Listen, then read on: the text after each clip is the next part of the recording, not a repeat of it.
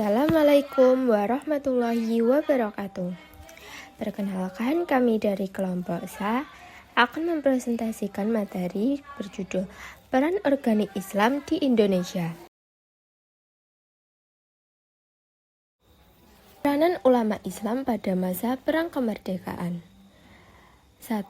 Membina kader-kader umat Islam melalui pesantren dan aktif dalam pembinaan masyarakat. Banyak tamatan pesantren melanjutkan pelajaran ke Timur Tengah. Mereka menjadi ulama besar dan memimpin perjuangan Indonesia meraih kemerdekaan. Ulama tersebut adalah Kiai Haji Ahmad Dahlan, Kiai Haji Hasyim Asy'ari, Kiai Haji Abdul Halim, Haji Agus Salim, Kiai Haji Abdul Wahab Hasbullah. 2. Turut berjuang secara fisik sebagai pemimpin perang melawan imperialis Portugis dan Belanda. Di antaranya Fathahillah, Sultan Ba'adullah, Pangeran Diponegoro, Imam Bonjol, dan yang terakhir Habib Abdurrahman. Peranan organik Islam dan pondok pesantren masa kemerdekaan. Sebelum abad ke-19, perlawanan terhadap penjajah Belanda yang dipimpin oleh raja-raja Islam dan para ulama masih bersifat lokal. Awal ke-19, gerakan perlawanan terhadap kaum penjajah lebih terorganisasi. Organisasi tersebut sebagai berikut. 1.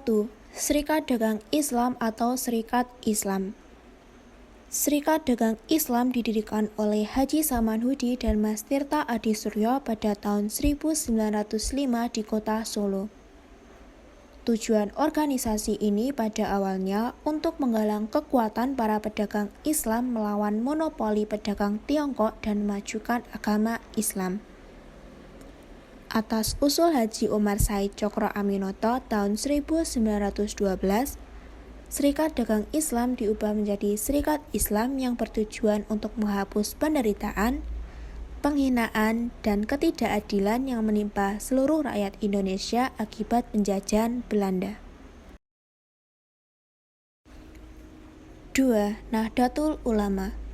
Nahdlatul Ulama adalah organisasi keagamaan dan sosial yang didirikan oleh Kiai Haji Hasyim Asy'ari, Kiai Haji Wahab Hasbullah, dan Bisri Syamsuri di Surabaya pada tanggal 31 Januari 1926.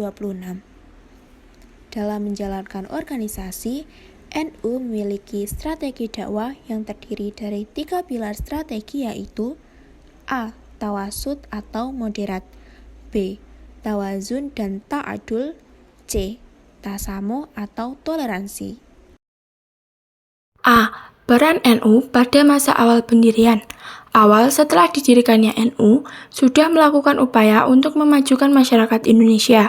Upaya untuk memajukan bidang pendidikan dengan mendirikan banyak madrasah dan pesantren. B. Peran NU pada masa pemerintahan Jepang. NU memainkan perannya dalam organisasi Masyumi bentukan Jepang. Sebagian besar tokoh NU dijadikan pengurus dan puluhan ribu anggota NU dilatih secara militer dalam peta. C. Peran NU pada masa kemerdekaan. 1. Mengeluarkan resolusi jihad. 2. Membentuk Liga Muslimin Indonesia. 3. Memutuskan wajibnya hukum bagi umat Islam mengambil bagian dari pemilu. D. Peran NU pada masa Orde Lama. 1. NU menerima konsep demokrasi pemimpin yang berpegang pada dalil bahwa kemampuan hanya menghasilkan sebagian, maka yang sebagian tidak boleh ditinggalkan dan harus tetap dilaksanakan. 2. NU menuntut pembubaran PKI dan menyerukan agar umat Islam membantu ABRI dalam menumpas gerakan 30 September sehingga pemerintah menyetujui pelarangan terhadap keberadaan PKI. 3. Muhammadiyah. Muhammadiyah didirikan di Yogyakarta pada 18 November 1912 oleh KH Ahmad Dahlan. Selanjutnya mengajukan kepada pemerintah Hindia Belanda untuk mendapatkan badan hukum Rijkspersen pada 20 Desember 1912. Namun, baru dikabulkan pada 22 Agustus 1914 dengan surat ketetapan pemerintah nomor 18. Faktor-faktor pendorong lahirnya Muhammadiyah. 1. Tidak adanya persatuan dan kesatuan di antara umat Islam. 2. Kegagalan dari sebagian lembaga-lembaga pendidikan Islam. 3. Umat Islam tidak memegang teguh Al-Quran dan Sunnah Nabi. 4. Umat Islam kebanyakan hidup dalam fanatisme yang sempit. Terima kasih. Peran Muhammadiyah di awal kemerdekaan. Muhammadiyah berperan besar dalam perjuangan kemerdekaan Indonesia.